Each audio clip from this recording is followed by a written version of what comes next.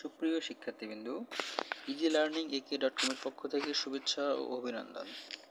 আজকে আমরা চট্টগ্রাম বোর্ড 2016 নিয়ে 16 এর কানেক্টর নিয়ে আলোচনা করব। দেখেন, every citizen has some duties and responsibility for his nation. তাহলে প্রত্যেক নাগরিকের has some duties, কিছু কর্তব্য এবং দায়িত্ব রয়েছে কর্তব্য রয়েছে কার প্রতি? জাতির প্রতি। Dash most of the people are careless in this respect. Dash most of the people, অধিকাংশ লোকজন, আর কেয়ারলেস। কেয়ারলেস অর্থ হচ্ছে উদাসীন। ইন দিস রেসপেক্ট, এই সম্মান দেখানোর ক্ষেত্রে কিছু লোক কি? উদাসীন। তাহলে এটির সঙ্গে আমাদের বিপরীত কথা বলা হচ্ছে।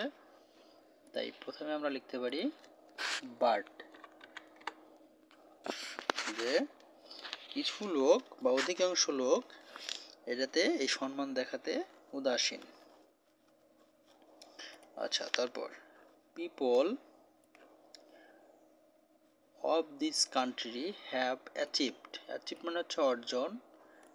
ন্যাশনাল আইডেন্টিটি, জাতীয় পরিচয় অর্জন। At the cost of a great sacrifice, যে মহৎ বা মহান ত্যাগের বিনিময়ে এদেশের মানুষ জাতীয় পরিচয় অর্জন করেছে। কি অর্জন করেছে? জাতীয় পরিচয় মহান ত্যাগের মধ্য দিয়ে। গ্রেট স্যাক্রিফাইস মানে মহান ত্যাগ।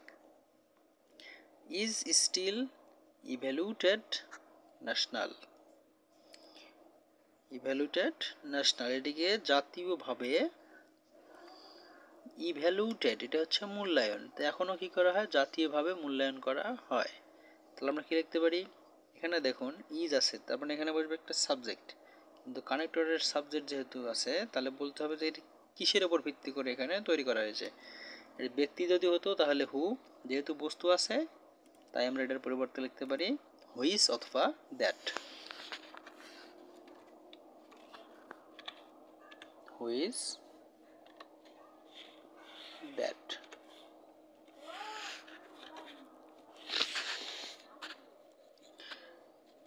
তারপর C, dash some selfish people never want to give them recognises. কিন্তু কিছু স্বার্থপর মানুষ তাদের সেই স্বীকৃতিটা দিতে চায় না। তাহলে আমরা অল দ দেখতে পারি, যদিও কিছু স্বার্থপর মানুষ সেটি দিতে চায় না। তাহলে কি লিখতে পারি? আরেকটা কথা ছিল, যখন প্রথমে গ্যাপ থাকে তার পরিবর্তে অল দ লেখা যায়।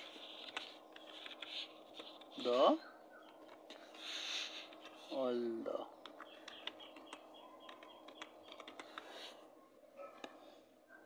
তাহলে তারপর আমরা দিতে পারি এটু, তাহলে হচ্ছে all the answer. Some selfish people এটি দিতে চায় না। আচ্ছা, তারপর we all should do some benefited activities, যে আমাদের সবারই কিছু কল্যাণকর কাজ করা উচিত। শুড মানে উচিত, আমাদের কাজ করা উচিত। কেমন কাজ করা উচিত? তাহলে আমরা বলতে পারি যে যাই হোক আমাদেরও কিছু করা উচিত। তাহলে যাই হোক ইংলিশ হচ্ছে হাউ এভার।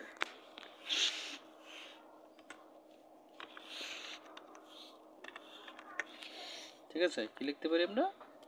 How ever. এটি হচ্ছে 2 নম্বরের অ্যান্সার, হাউ এভার।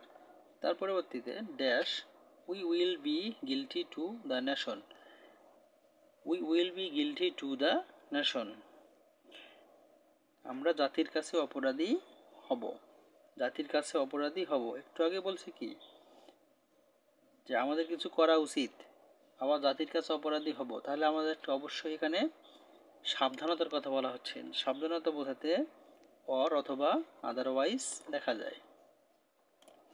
আমরা লিখতে পারি এখানে অর অথবা আদারওয়াইজ।